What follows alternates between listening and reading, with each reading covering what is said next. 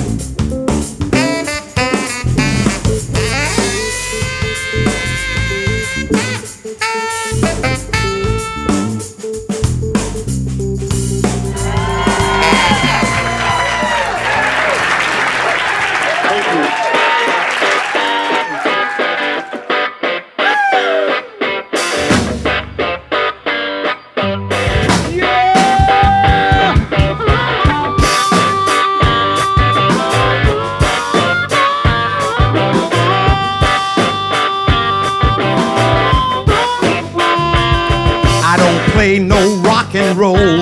I don't play no rock and roll.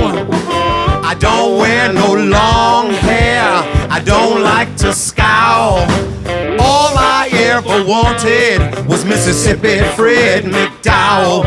Or Mississippi Fred McDowell. Or Mississippi Fred McDowell. Or Mississippi Fred McDowell. Mississippi Fred McDowell.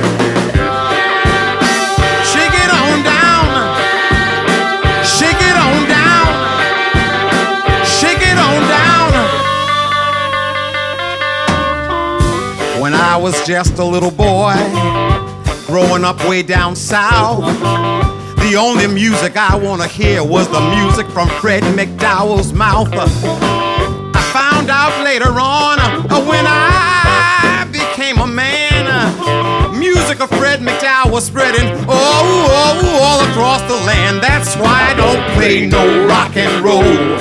I don't play no rock and roll. I don't wear no long hair. I don't like to scowl.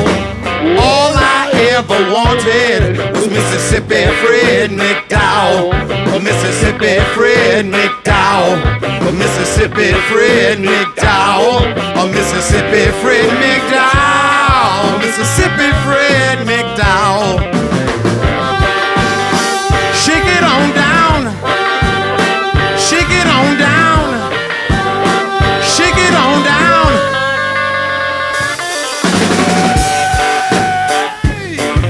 Yeah, when I was a little one, growing up way up in the Green Mountains, we used to get down to the riverside and throw some stones. We used to say forever.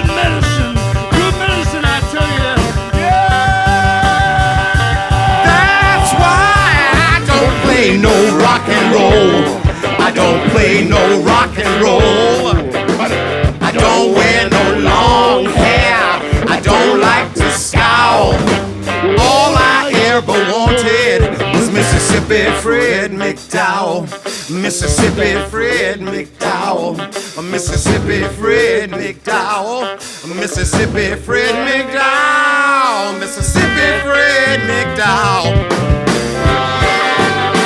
Shake it on down, shake it on down, shake it on down.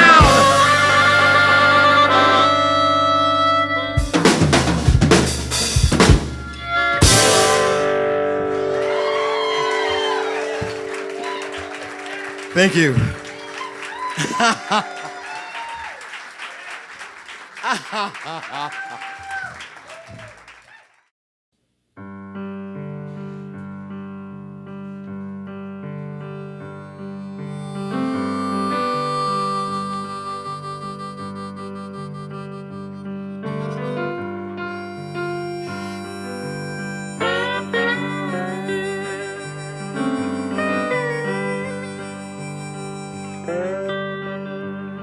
I don't go to Ruthie's no more, no. I don't feel welcome, cause here they come marching like we the people with constitutional rights. And they call on the Lord with all of his might to strike me down, so I never stay around.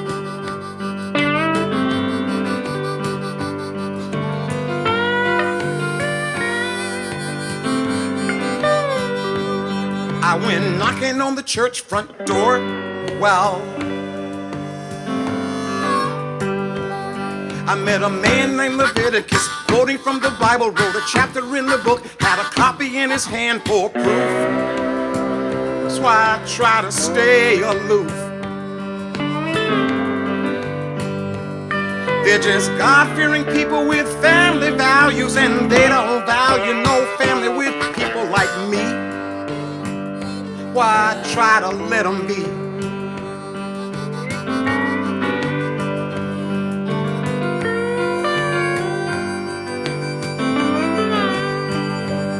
I said goodbye to my mother today. Well, on the road to Gethsemane, walking in the rain, no escape from the lions, let the gladiator games begin.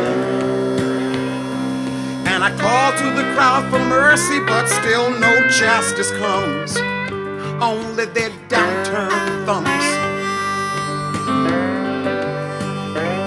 They're just God-fearing people with family values, and they don't value no family with people like me. Their eyes are open, but they just don't see.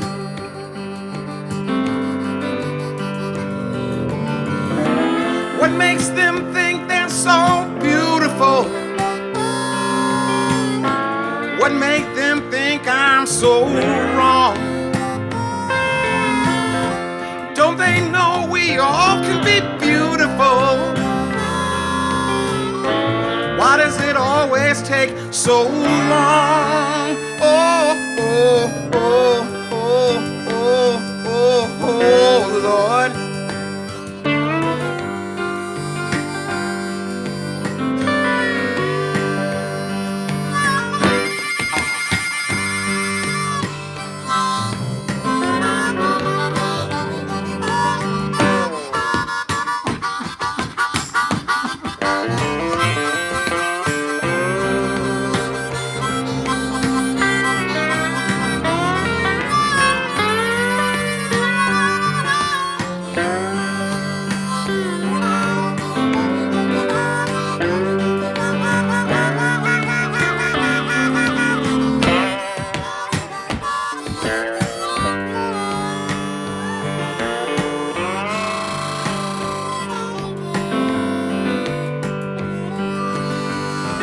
What makes them think they're so beautiful? What makes them think I'm so wrong? Well, don't they know we all can be beautiful? Why does it always take so long? Oh, oh, oh, oh, oh, oh, oh, Lord.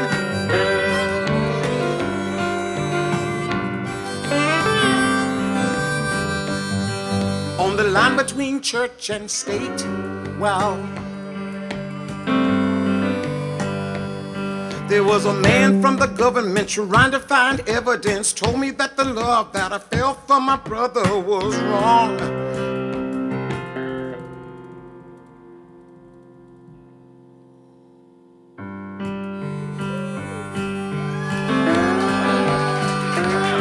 They're just God-fearing people with family values, and they don't value no family with people like me. Maybe love will set them free.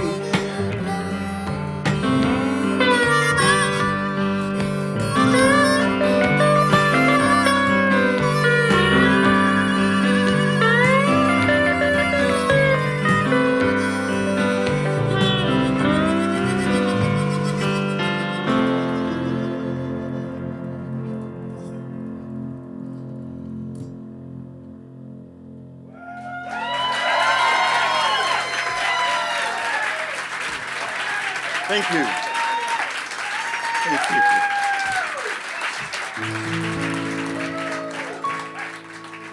you. When you went away,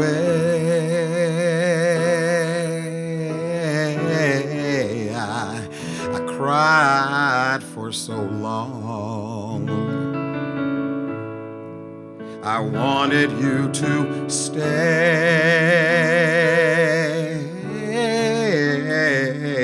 but that was all wrong. The pain you left behind has become part of me, and it's burned out a hole where my love used to be. But it's not losing you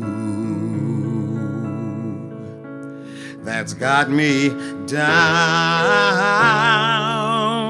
so low. I just can't find me another man to take your place. Now you know I loved you, but that wasn't enough. We both fell apart when things got too rough. I've learned how to give now, but what good does it do when no one can touch me the way you used to do? But it's not losing you that's got me down so low. I just can't find me another man to take your place. God, know your opinion all of me isn't good. Please try to understand that I'd change if I could. This coldness inside me, well, it's starting to build, and a man ain't got nothing unless he's fulfilled.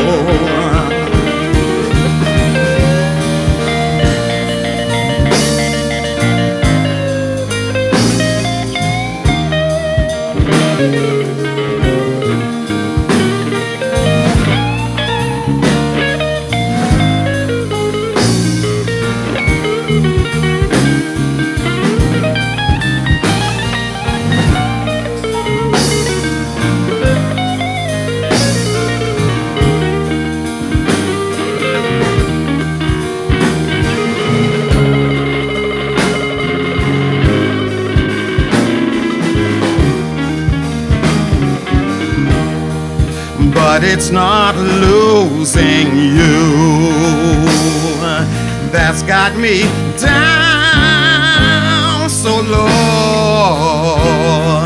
I just can't find me another man to take your place, 'cause no one can, no one can, baby, baby.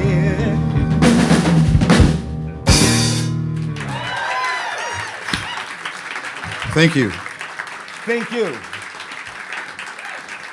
Well, I'd like to say it's my great pleasure to be playing with Mr. Kemp Harris for 30 years. Yeah. And I ain't 72. I started playing with him when I was 14. I started asking to play with him when I was 12. I was going to say, we're going to go there. So we go to this place.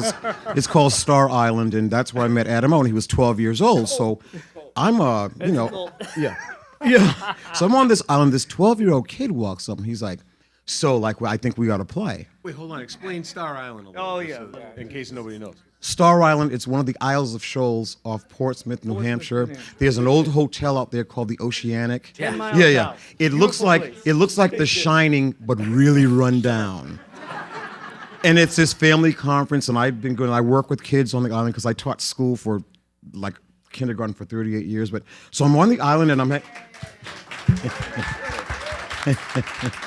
Thanks. So I'm on the island, and this kid walks up, and he's like, I think we should play together. And I'm like, well, who are your parents? Why are you here?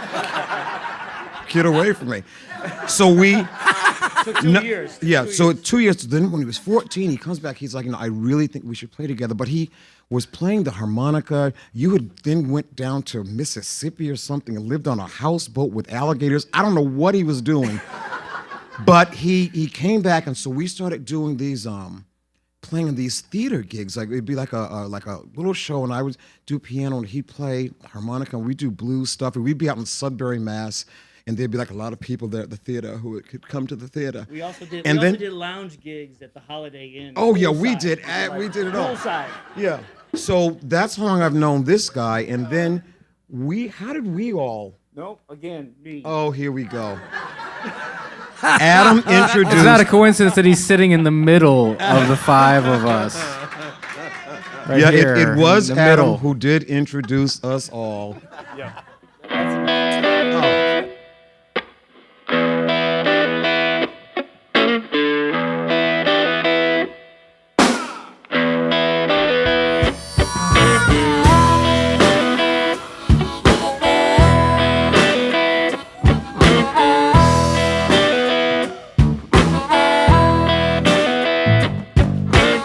Looking at the world today, war is just a game we play. Someone will win and some will lose. Look at all the lives we've lost. Won the war, but at what cost? Wonder next time what we'll choose. I said, oh my God, the tempest is raging. I said, oh my God, our ship has no captain. I said, oh my God, please hear us when we call. Sweet weeping Jesus, sweet weeping Jesus, sweet weeping Jesus, don't let us fall. Won't you hear us when we call? When we call?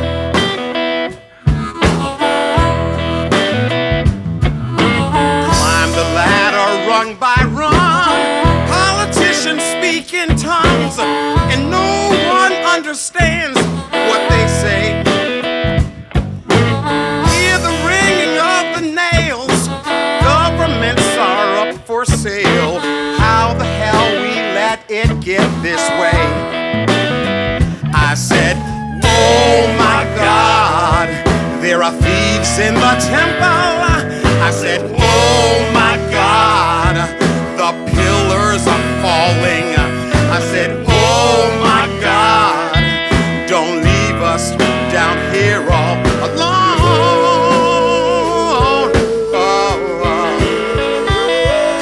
Sweet weeping Jesus, sweet weeping Jesus, sweet weeping Jesus, don't leave us alone.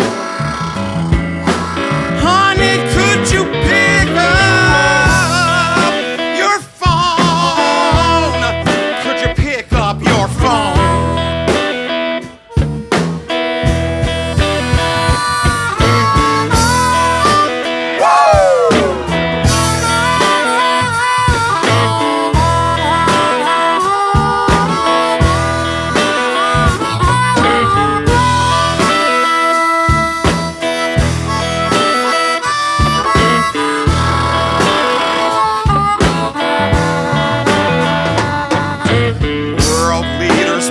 Change, new world orders rearrange, but we always end up with the same old thing.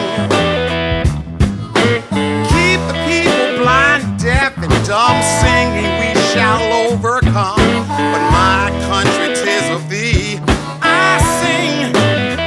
I said, oh my God, if thine is the power. I said, oh my God, if thine is the kingdom. I said, oh my God, don't leave us down here all alone.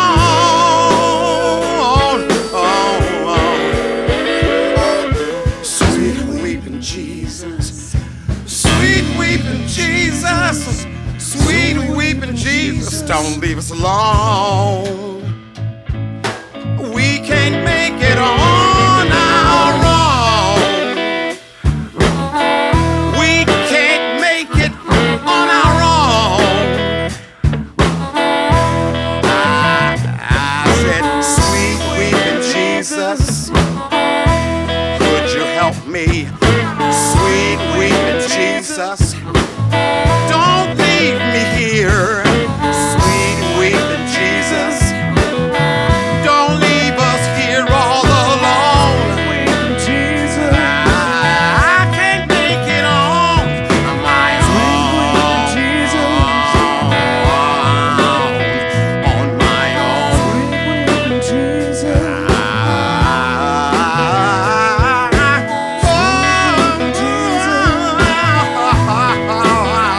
I said, sweet weeping Jesus.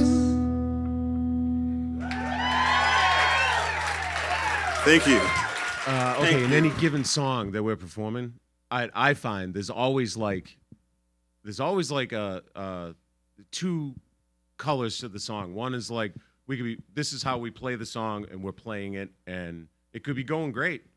But as soon as you realize that there's like this energy that it does something to the song. It does something to my playing, and I know it does something to these guys playing too, where there's like a injection of I hate to sound cheesy, but inspiration in the song.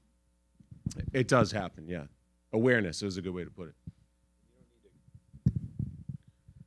With a lot of Kemp's tunes, there's in a lot of rooms, you need to space them out and grab people, and so you need to entertain for some portion, and then balance that with just being, and when you're in a room where you don't need to do that, it just elevates everything, and you could, like Crusher said, you could feel it, and you kind of float on that and not have this. You can just do what you want to do. You go to another gear. Yeah. Well, it's actually like almost like you kind of lean back a little bit because you don't need to grab people. You know they're with you. Yeah. And so you could just kind of breathe it. Yeah, grab that.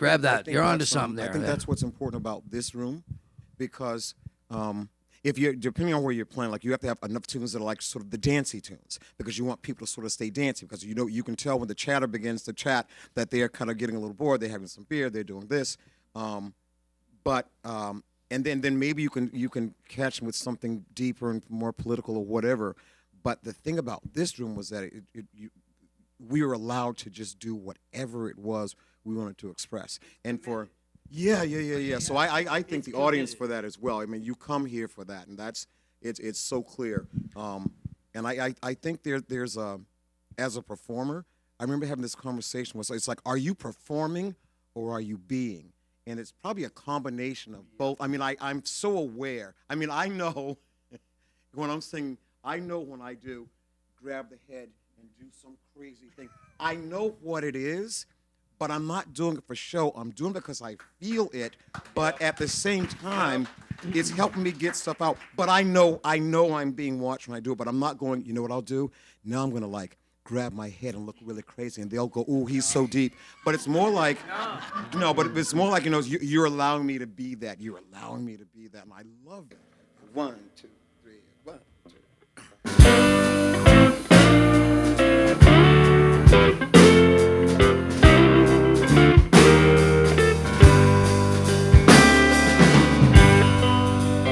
Pack up all my cares and woes, feeling low. Here I go, I said bye. Oh, blackbird,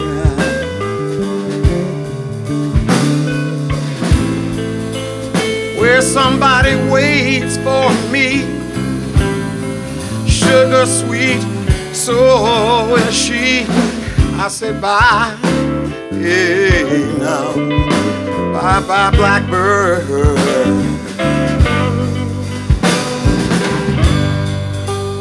No one seems to love or understand me now. Oh, the hard luck stories, they keep on handing me. They keep handing me, yeah. Oh, somebody shine a light. Yes, I'm coming home late tonight now. I want to say bye-bye, yeah. Hey, bye-bye, blackbird.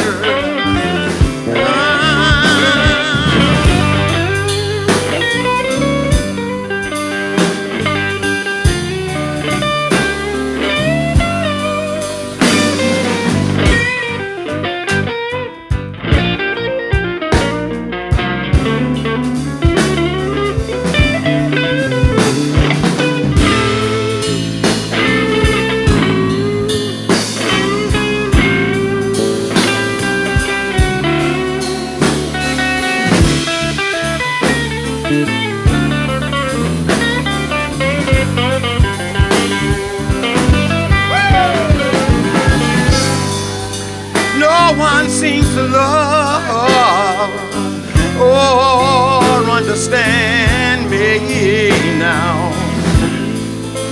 Oh, the hard luck stories, they keep on handing me.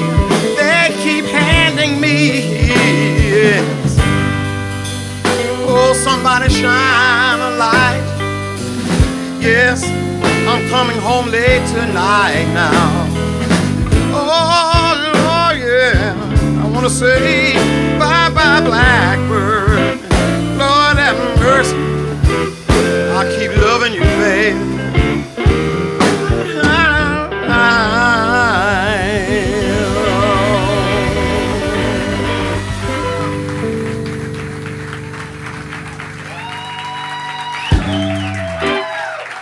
Thank you.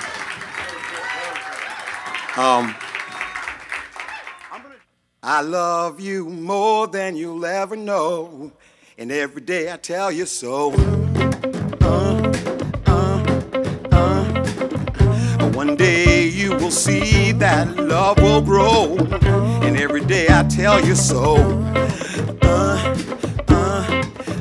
You say, I don't want to hear it. You say, telling is talking. You say, talking's only words. You say, words hurt another man.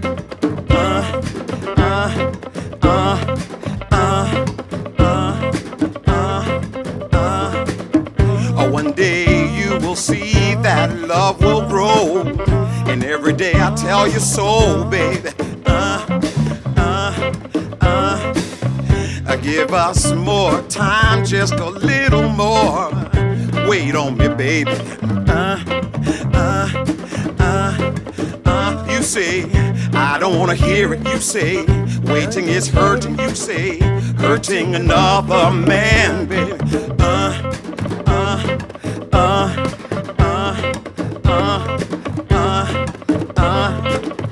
Someday be like it was in the past, something you've heard before.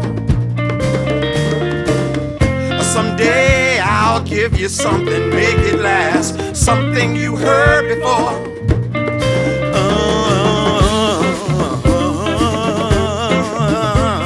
Well, I know you want me to let you go. I'm holding tighter than before, baby. One day I will up and fly away. I'm loving you until that day. I say, baby, I love you. I say, loving is human. I say, human is forgiving. I say, forgive another man, baby. You say, baby, release me. You say, releasing is giving. You say, giving is loving. You say, loving another man, baby.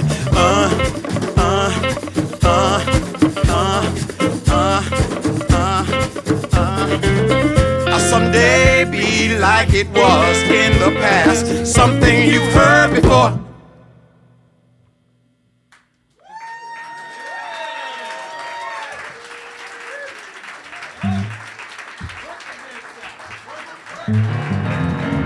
Thank you.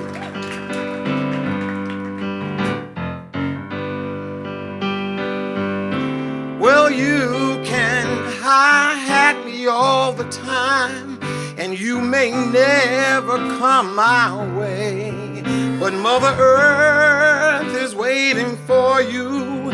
There's a debt you gotta pay. I don't care how rich you are, and I don't care what you were.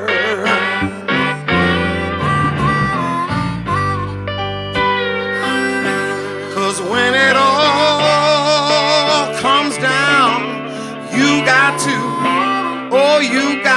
go back to Mother Earth.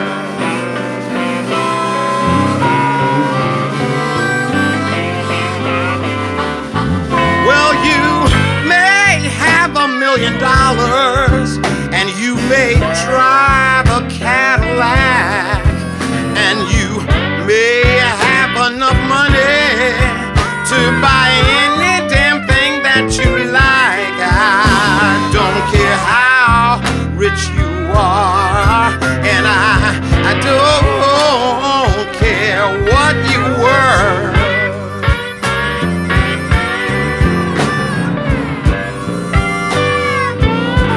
'Cause when it all comes down, you got to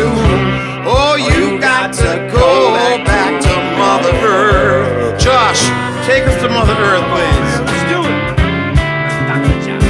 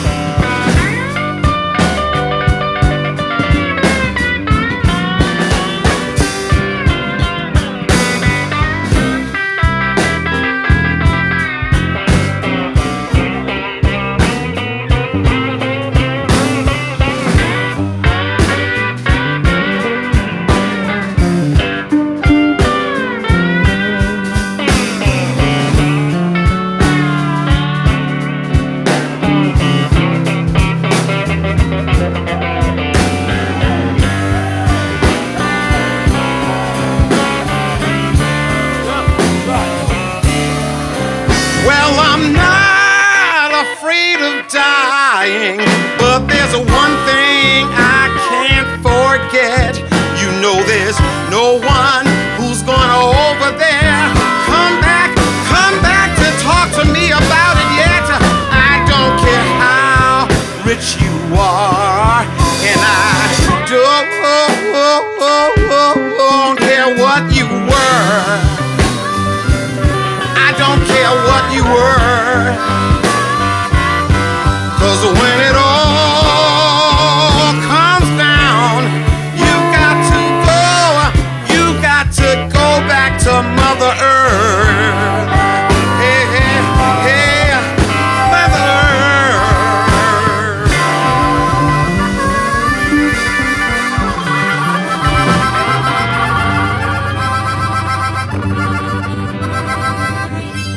Woo.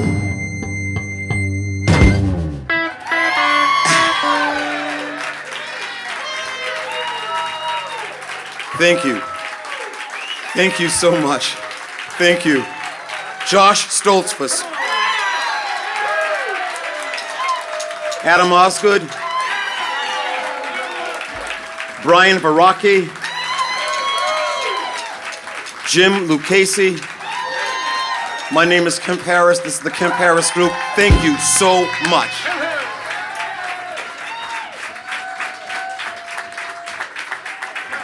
I mean, I sort of grew up in the 50s, 60s, and so on. That's when I think artists were really using their music to push political ideology and using their music as protest music. And so I grew up in the days of folk songs and you know, the early rock, the whole deal. So for me, I think as an artist, I mean, sometimes I just want to sing a happy song and have a good time, like wiggle my way through the nightlife, just, you know, just go to LA and have a good time. But I think a lot of times I really am just trying to exercise some of those inner demons that you face when you are particularly looking at our country today.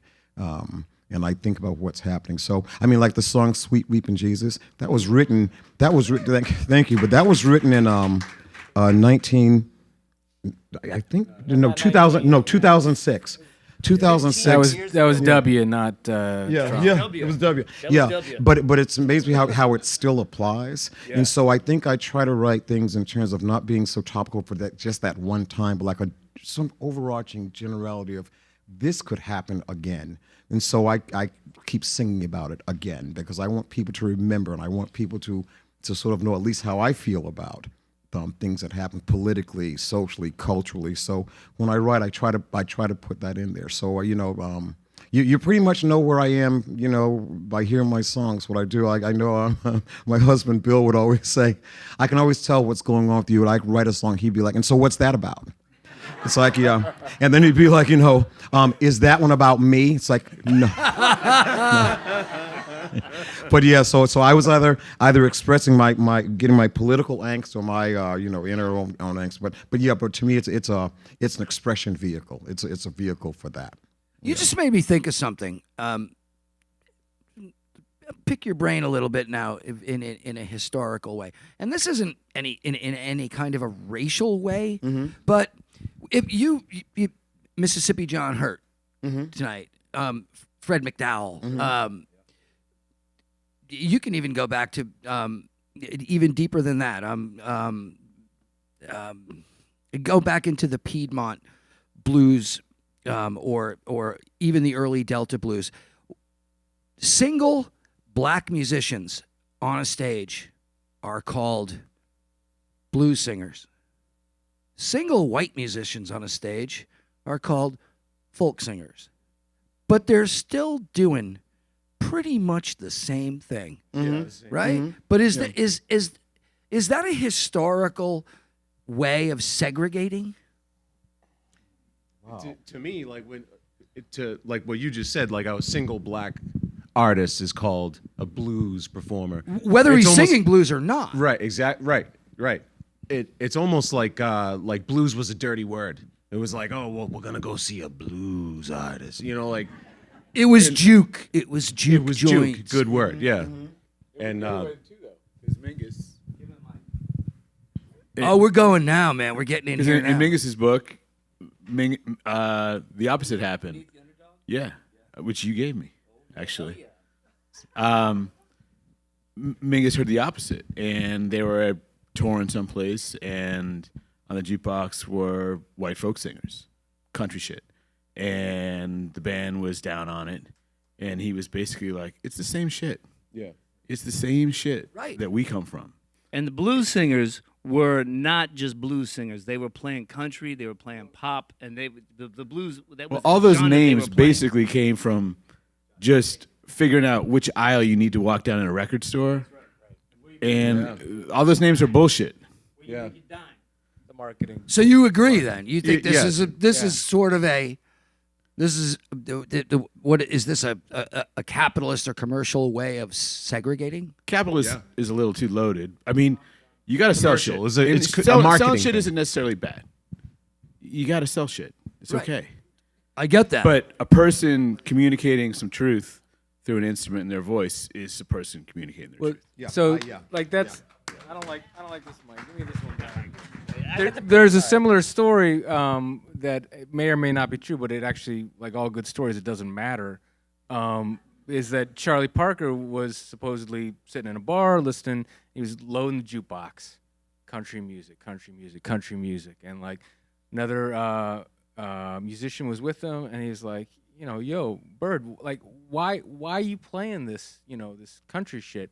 And he's like, listen to the stories. And so if someone as advanced as like Charlie Parker, who is the pinnacle of harmonic expression, in the United States or anywhere, is saying it's about storytelling, and like Hank Williams is telling a story, I'm telling a story in a different way. We're all storytellers essentially. And so that, I mean, to me, that gets back to what Kemp does and sort of what you were saying, Bill, before. It's like we're here to support Kemp, the storyteller. Kemp is telling a story, and we're coloring the back pages. This is a song that I wrote. It's called Edenton. Edenton is a little town in North Carolina. That's where I was born. And I was born in 1952.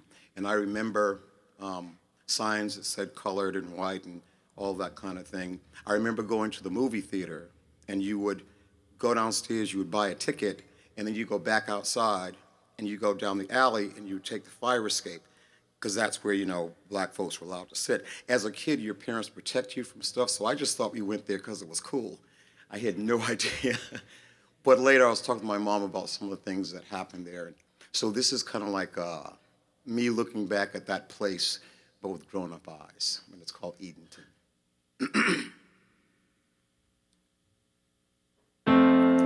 Every Monday morning, a white man's at the door.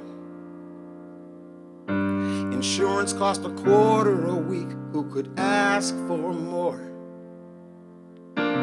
Movie show in the evening. My whole family's there.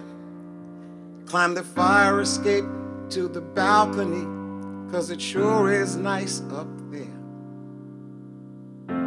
But back in Edenton,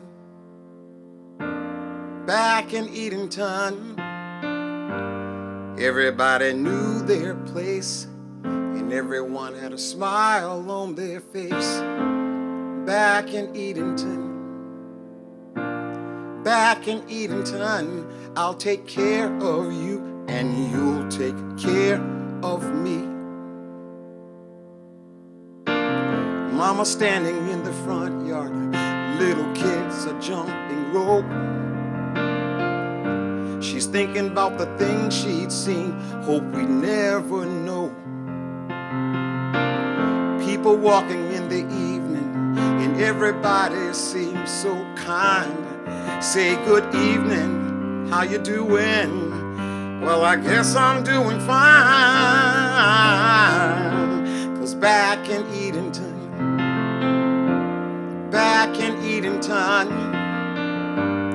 everybody knew their place, and everyone had a smile on their face. Back in Edenton, I always knew just where I was supposed to be. They said it was easier, so much easier. It was was easier. It was easier. Been away so long now, that insurance man left town. And those quarters, they don't mean nothing, since the house is all burned down. But back in Edenton,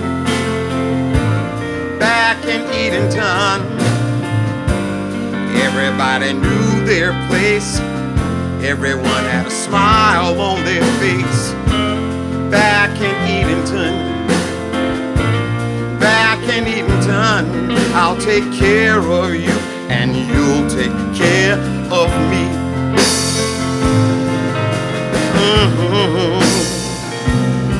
Wow. Back in Edenton, oh, in the town where I was born. But I never knew that I'd be gone so long. No, it was easier. Well, it was easier. Everybody, yes sir, no sir, how you doing sir?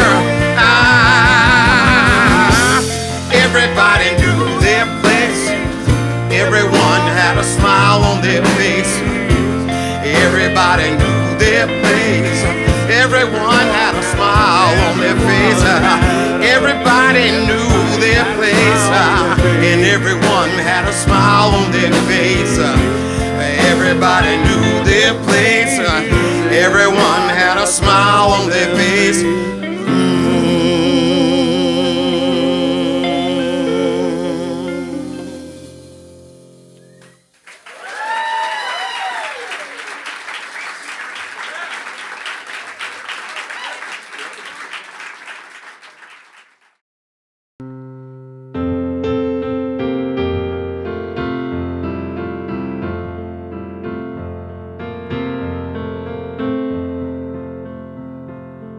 I like the way that Joni Mitchell runs those words so close together.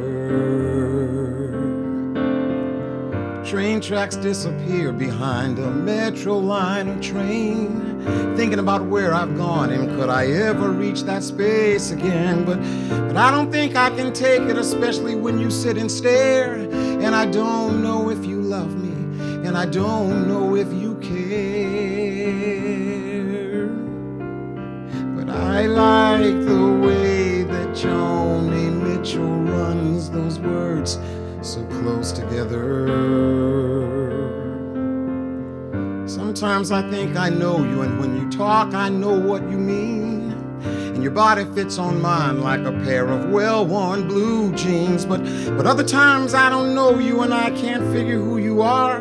And your emotions fly so fast, they're like shooting stars. Shooting, shooting, flying and diving.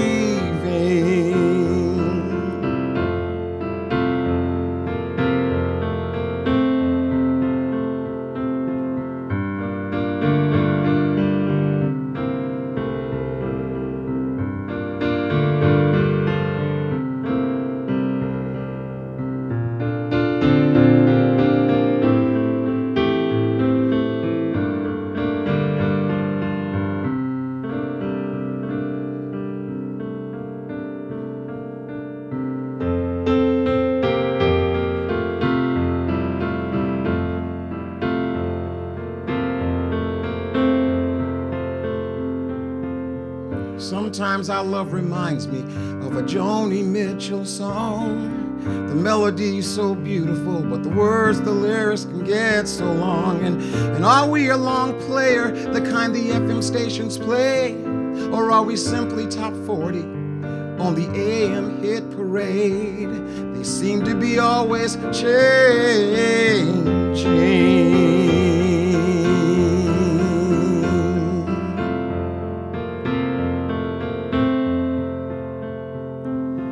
I like the way that Joni Mitchell runs those words so close together, so close together, so close together.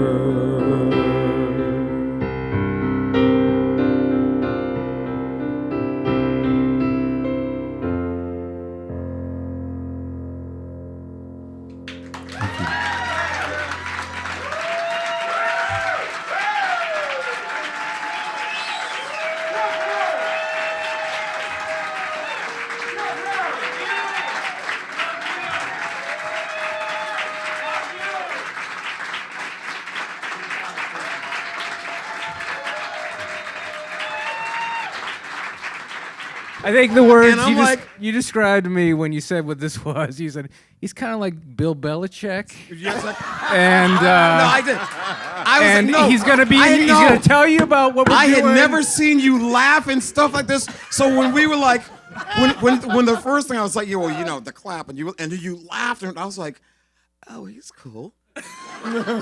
But no, but I came sort of thinking, okay, you know, there's a certain thing, and I don't even know Bill how to get in here. Belichick. No, you look like That's the highest compliment. Bill I'm like, Belichick's, all right, this cat's Bill serious. Belichick's younger, hotter brother. It's just kind of, but serious. But so we come in, and you were like, and I was like, so hi, I'm Kemp Harris, and this is a great room, and I really let you know. And you're like, no, you're playing. When do you want to come? And I was like, this is awesome. So, no, but in terms of the room itself, the night we were here, one, the sound that goes out, your sound technician, and all the studio, the lighting, it's all so professionally done that you, yeah. So we have been psyched to get here ever since you said we could come. So it's like, and tonight just absolutely lived up. And not only that, the room is awesome, the people are awesome, the food is great, the whole thing. But Mary Beth, that green room. Oh, the green room. Yeah. You walk in, it's like a set from a film noir kind of thing, and the mirror in the back. I was gonna get makeup and put some on just so I could sit in the chair and do makeup because it was so fierce. Like I felt I should have been doing something with that, but and every the entire staff. I mean, the camera. One of the camera workers came from and said to me, and I didn't even know he was one of the camera workers. He said, "Yeah, I'm on that camera back there."